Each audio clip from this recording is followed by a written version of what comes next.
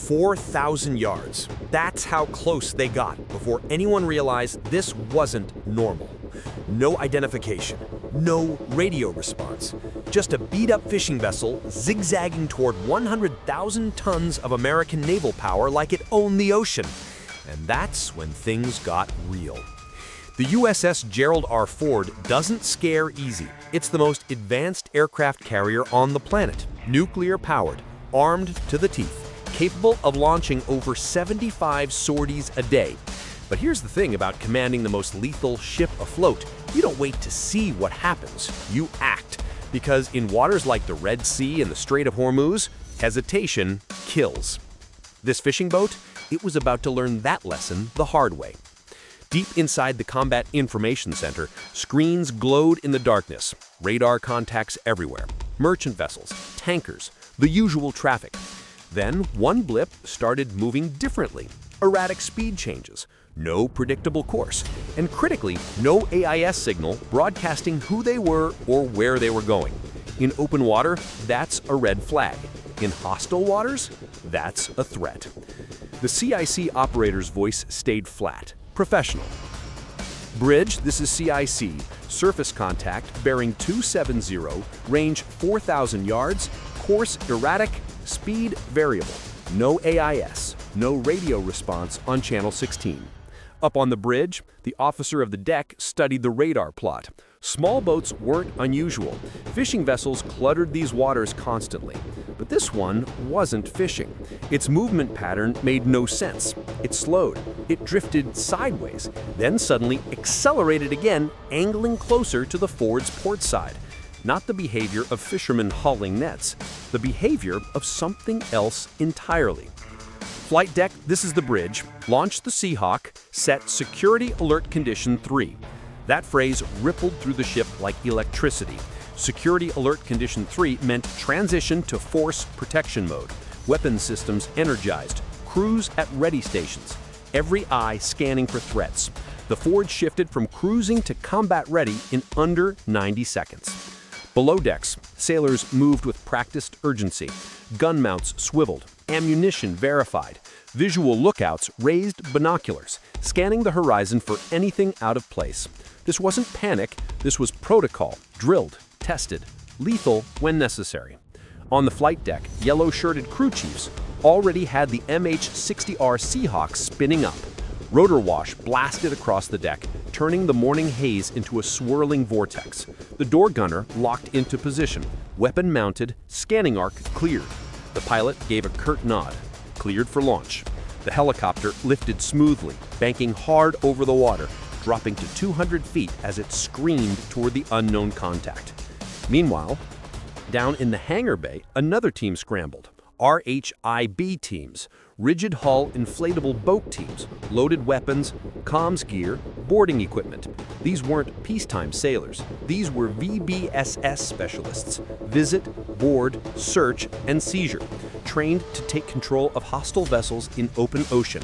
Fast, violent if necessary, always effective. The Ford wasn't going to full battle stations, not yet, but every defensive layer was coming online, slowly, deliberately, like a predator opening its eyes. The Seahawk dropped altitude, circling the fishing boat in a wide, menacing arc. From this height, details emerged. 5 men on deck, no uniforms, no fishing activity. One man stood near the bow holding something long and cylindrical. Another crouched near a tarp covering the mid-deck. None of them waved. None of them signaled distress.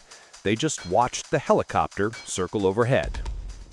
The pilot keyed his mic. CIC, Seahawk 1. Visual contact confirmed. 5 personnel on deck, no visible fishing gear, no acknowledgement of our presence, boat continuing approach. Back in CIC, intelligence officers leaned closer to their displays. Thermal imaging showed hot spots, engine, exhaust, and something else. A secondary heat signature near the covered area mid-deck.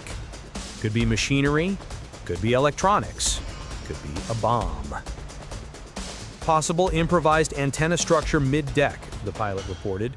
Purpose unclear, requesting instructions. Antennas on a fishing boat. Maybe legitimate, maybe smugglers communicating with shore contacts.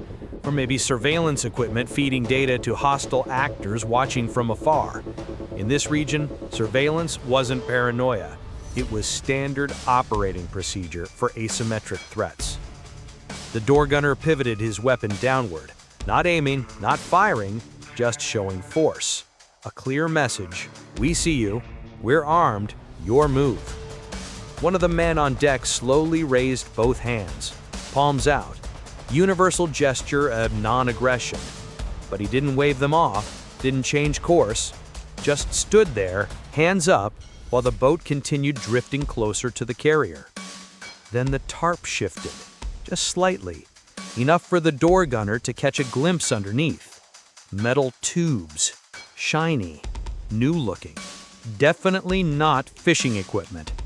CIC Seahawk 1, visual confirmation of metallic objects beneath tarp. Cannot identify, recommend RHIB deployment. The captain didn't hesitate. Deploy RHIBs. Eyes on target, no engagement unless fired upon. Within 30 seconds, 2 RHIBs launched from the Ford's starboard side. Each carried 6 heavily armed sailors in body armor, helmets, rifles ready. The boat screamed across the water at 40 knots, throwing spray 20 feet high. No sirens, no warnings, just speed, steel, and deadly intent.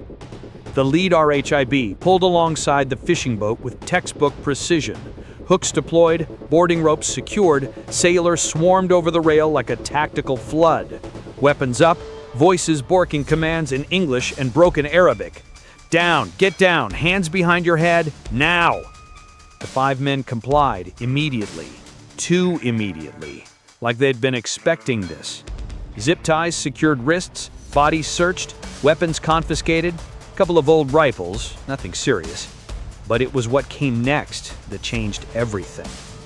The second team lifted the tarp. Underneath, long metal tubes with wiring attached, satellite phone with encrypted display, spare fuel tanks, radios that weren't standard maritime frequencies, and tucked in a plastic bag near the stern, a thick stack of currency. Not Yemeni, not dollars, Iranian rials. The boarding officer keyed his radio. Ford, RHIB-1, we've got Iranian currency, sat phone, encrypted radios, and unidentified metal tubes. This is not a fishing boat. Repeat, not a fishing boat. Back on the carrier, that report hit like a bomb. Iranian cache and encrypted comms near a U.S. carrier group meant intelligence operation. Maybe smuggling, maybe reconnaissance, maybe worse, but definitely hostile intent. CIC uploaded photos in real time. Facial recognition software started running. The sat phone was pulled, bagged, tagged for digital forensics. Call logs, stored numbers, GPS waypoints. Every byte of data would be ripped apart by Navy intelligence. And while all this unfolded, the Ford never slowed down. Flight ops continued. Jets launched. The ship moved with purpose because that's what supercarriers do. They don't stop for threats, they eliminate them and keep moving. The fishing boat was rigged for tow, pulled toward the escort destroyer USS Gravely for deeper inspection. The detainees transferred to custody. Evidence logged. By the time the sun hit midday, the entire intercept was over. Clean, professional, textbook. But this wasn't unusual. This was normal. In the past 3 years alone, the U.S. Navy has intercepted dozens of similar vessels. 2022, off the coast of Oman, fishing boat seized with drone components. 2023, Strait of Hormuz, crew claimed to be lost but carried night vision gear and military-grade radios. These aren't accidents, they're probes. Tests designed to measure reaction time, radar range, helicopter response windows. Collect enough data, and you build a profile. And profiles lead to attacks. That's why the Navy treats every unknown contact like a potential threat. Visual ID, radio hails, helicopter flyovers, RIB intercepts, full boarding operations. Because if you assume it's harmless, that's when it isn't. The USS Gerald R. Ford never sails alone. Every carrier operates within a strike group, a mobile fortress of destroyers, cruisers, submarines, supply ships. Together, they create overlapping fields of fire, sensor coverage, and defensive layers designed to stop anything from getting close. It starts with sensors. E-2D Hawkeye aircraft flying overhead, scanning hundreds of miles in all directions. SPY-1 radar arrays on Arleigh Burke-class destroyers, tracking every aircraft, every ship, every moving object. AIS transponders monitored, radio frequencies analyzed, thermal imaging cross-referenced with known threat profiles. Then comes escalation. Security Alert Condition 3 triggers internal readiness, communications encrypted, weapons crews at stations, flight deck operations accelerated, Seahawks launched with surface radar, thermal imaging, door gunners trained to make split-second life or death decisions. If the threat closes further, RHIBs deploy. Fast, armed, crewed by sailors who specialize in hostile boarding actions. They don't negotiate, they take control. And if something hostile actually reaches weapons range, that's when the real defenses activate. SM-2 missiles for high-altitude threats, evolved Sea Sparrow missiles for close-range attacks, and the Phalanx CIWS close-in weapon system, a radar-guided Gatling gun firing 75 rounds per second. It doesn't miss, it doesn't ask questions, it just destroys. This happens regularly. Every month, unidentified vessels approach U.S. Navy ships in contested waters. Gulf of Oman, Red Sea, South China Sea. Some are reckless fishermen, others are smugglers, spies, or floating bombs looking for soft targets. The Navy responds the same way every time, not out of paranoia, out of pattern recognition. Because the difference between a skiff full of fish and a skiff full of explosives is sometimes less than 30 seconds. When it was all over, the fishing boats sat dead in the water, engine disabled, crew detained, secrets exposed. The Seahawk returned to deck, the RHIBs secured, and the carrier kept launching jets like nothing ever happened. Because that's the difference. A rogue boat might cause a stir, but a U.S. carrier strike group doesn't flinch. Pirates, spies, smugglers, or just someone making the worst navigational decision of their life, it doesn't matter. Approach the most powerful warship on Earth without identification, without a flag, without answering the radio, and you will get a reaction. Sometimes it's a flyby. Sometimes it's an RHIB at your rail. And sometimes it's something much louder. So here's the real question. Was this just a fishing boat? Or was it a test run for something bigger?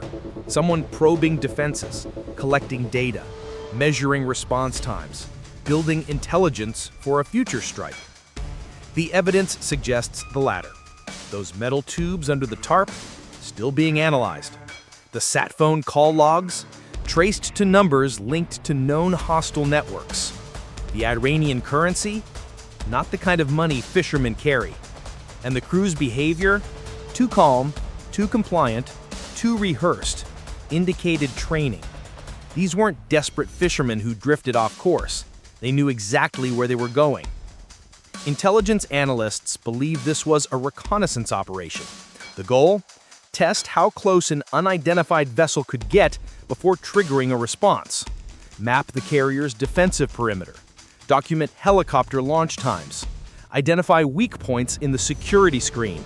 All valuable data for someone planning something worse. And that's what keeps Navy commanders awake at night. Because next time, it might not be a probe. It might be the real thing. A small boat packed with explosives. A swarm of drones launched from hidden compartments. A coordinated attack designed to exploit every second of hesitation. That's why the USS Gerald R and every carrier in the fleet trains relentlessly for these encounters. Why every small boat gets the same treatment. Why there's no such thing as probably nothing in contested waters. The broader lesson here extends beyond one fishing boat in one stretch of ocean.